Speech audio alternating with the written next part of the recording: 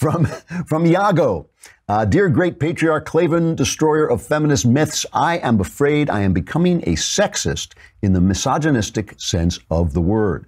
Recently, I've been noticing more and more how the differences between the sexes play a major role in history and society. Camille Paglia made it clear that societies that start adopting feminine qualities start to see the beginning of their society crumble. Women just aren't as interested in the truth, and how women tend to make decisions based on emotion and security rather than reason and freedom makes me think that women are, pardon the harsh words, ladies, inferior in the development of philosophies or societies that work.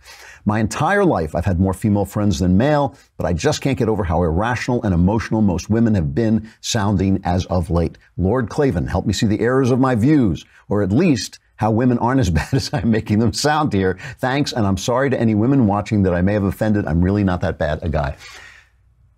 All bigotry is the same. All bigotry is the same.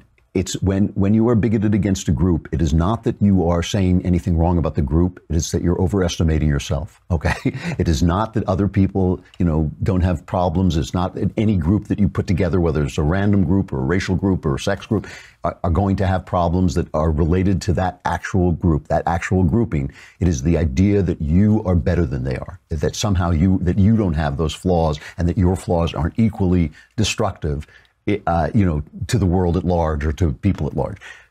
I have had the advantage of working both in an office that was all men and in an office that, except for me, was all women. And I can tell you that when there is not balance, you've got serious, serious problems. You really do. And it may be that men who have a greater propensity for risk are more at ease with freedom than women are. But some of the fiercest defenders of freedom I know are women, and some of the worst violators against freedom because they believe that the opposition should be crushed, like we were talking about yesterday. They believe that freedom can only be maintained if we crush the opposition. You think, well, that's not freedom anymore.